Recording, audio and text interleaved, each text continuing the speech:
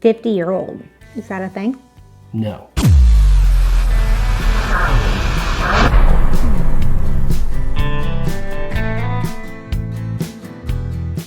Welcome back to the deck, guys. I'm Homer. I'm Amy.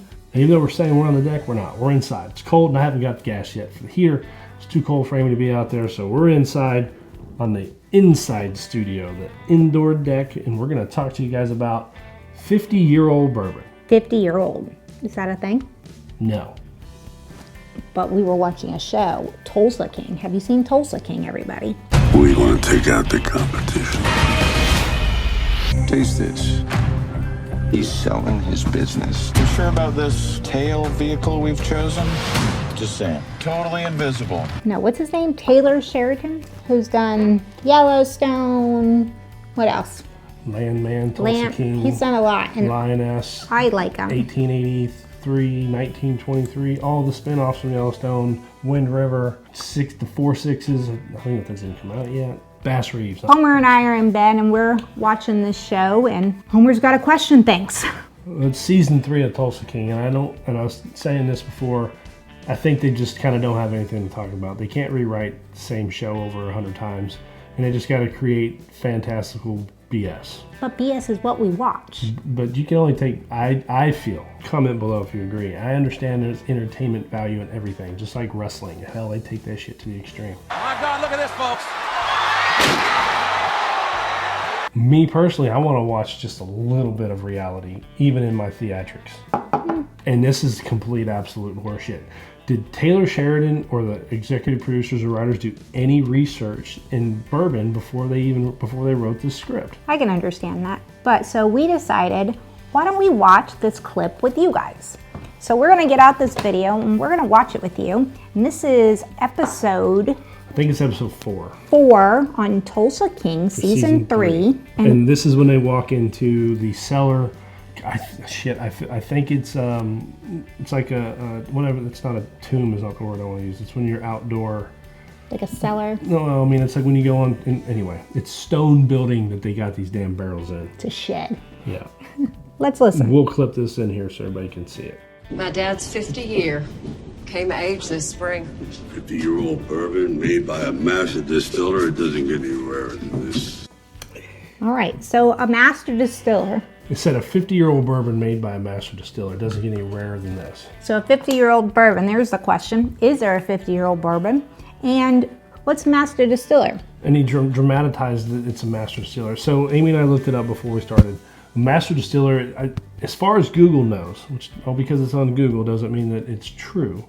But as far as Google says, is that there is no distinction for master distiller as far as legal certification or a title that you have to, or education you have to earn that title. But it does say that typically a master distiller is something you get over time, kind of like a journeyman electrician or anybody that's learning a trade. But I'm hoping that every bottle that we've ever tried is probably from a master distiller.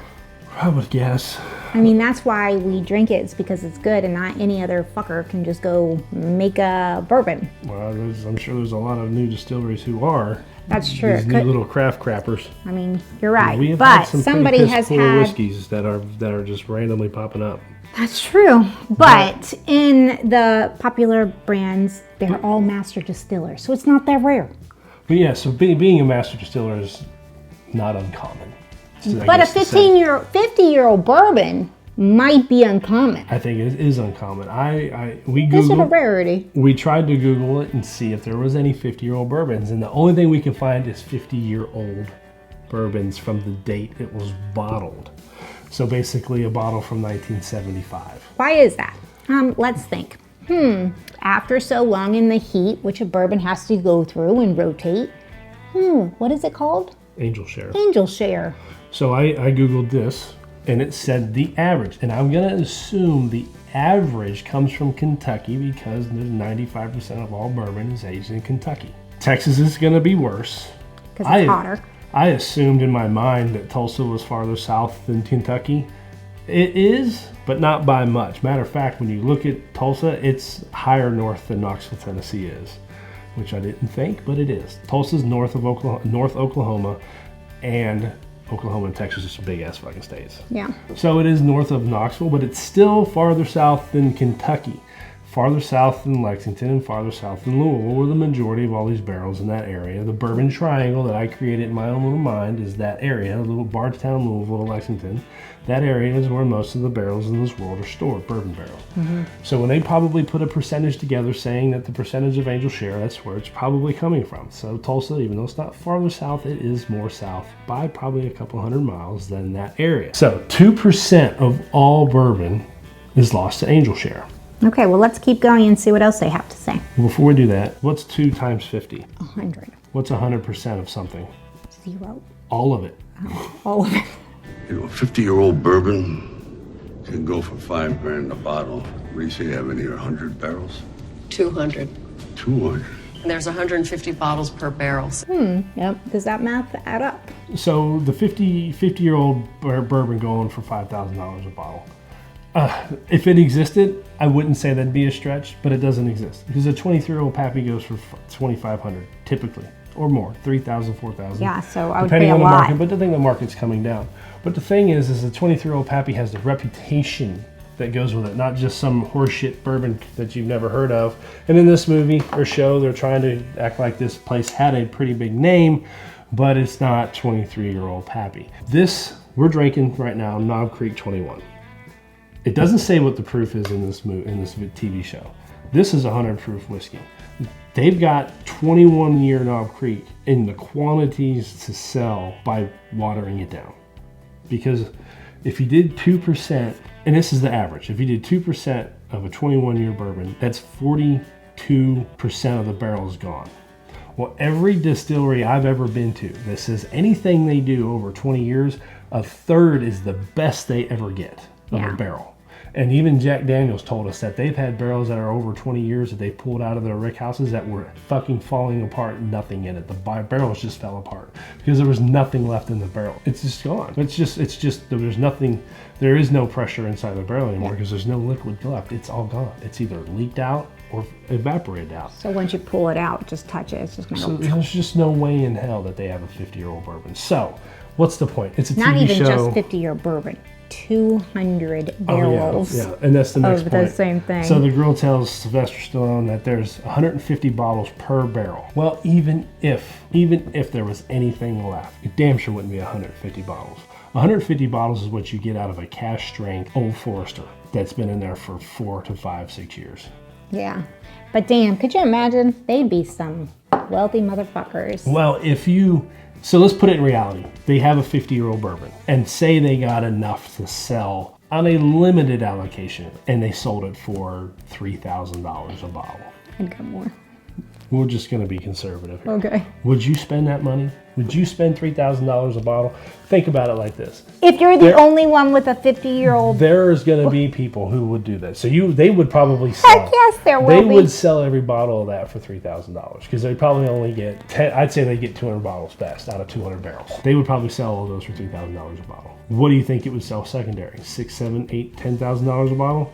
If it's would good. people like us ever taste that shit? Would you spend $100, $200, $300, $400 for a 1 ounce, $500 for a 1 ounce shot of that stuff?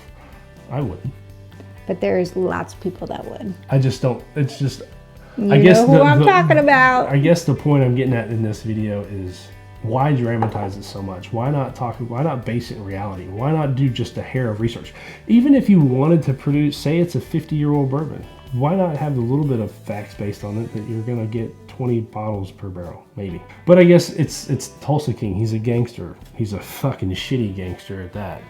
But if he's a gangster, he's got to have to make money somehow. And if there would be no interest in this stuff for a gangster to come in to make peanuts off of it. Yeah, and he's washing the money. So. Well, and there's no point. I mean, and I guess that's why there is no 50-year-old bourbons. That's why we all talk about, Jack Daniels is talking about doing an 18 and a 22 or 24 or 20. I don't know. Because it's hard. It's not hard. It's actually really simple. They put it in a warehouse and forget about it for that many years. But they could get more money out of just putting that shit in old number 7 and selling it as the normal fucking shit. Or selling it as the 12-year or the 10-year. I mean, that shit's blowing off the shelves. You cannot find it. And they're selling it for the 10 years, $100 a bottle. Why not sell 30,000 bottles at $100 than 30 bottles at 3,000. That math doesn't add up, but you still make more money the other way. It's not all about the math or the money. It's also about the name, and you have that distinction that I made that, and that makes you start buying their other things. And Jack Daniels is selling the shit out of the 12, the 10, the 12, and 14, and having the same success. And Good they're for doing them. a great job with that. And hell, Knob Creek's doing a great job with this 21. This is really good. I don't like the 18. I don't like the 15. They're actually pretty old tasting. Well, this 18, and it's probably because they watered it down, tastes pretty solid, don't you think? How do you know it's At watered 21. down? Because it's 100 proof. It would be more of a random number, and they would name it a cash strength. Oh, true. Well, you've got to make the bottle. So Well, I mean, and it's that just watered- tells you can't have a 50-year bourbon for 200 bottles a barrel. Yeah, because the only reason Knob Creek can sell this at any volume is because it's Jim Beam and they have the volume. And two, they're watering this shit down. Go watch Tulsa King. See how much of a headache it is to watch. Well, you know, and what's the point of this video? Why make a video talking about a TV show that is obviously entertainment based, and who gives a shit what they say? Very true. Because it was funny. I guess it's just because it's a reaction to. You know, people do a lot of reaction. React to this, react to that. There's so many people that react to songs that are played or do reactions to movies anyway. Well, this is not really so much a reaction to Tulsa King as a reaction to what I think is ridiculous. Make it You think a lot of things make it are 25-year bourbon and use basic reality. Say what's in there. Exaggerate a little bit. Say 50 bottles per barrel, which is still not true, but it's still more reasonable. But then again, if 10 million people watch that TV show, 9.5 million are going to believe every word that's said on that show. Oh yeah, definitely. They're not going to look at it and be like 50-year bourbon, psh, whatever. 150 bottles per barrel, psh, whatever. They're all probably, they probably don't even listen to it. They probably just right over like it's no big deal. Or they're like, well, that's pretty interesting. Huh. Well, if I didn't know bourbon a little bit, I would have went right through it too. Totally not noticed. And it's just me being me. Whatever, it's my reaction. Go watch Tulsa King. It is a good show. It's an okay show. It'll get you through the night. You know, if you're eating dinner and you want to watch something that doesn't suck, it doesn't suck. Tulsa King's good. You know. So anywho, anything else we want to say about this? Go, like, subscribe, hit that bell, have a comment. What do you think about the 50-year-old barrel? Do you think that's plausible? What do you think about shows talking about things that they should probably go do a little bit more research on? Does it matter? Or do you think we should just watch the shows for the entertainment that they're based on and just shut the fuck up? All right. But while you're doing that, keep sipping.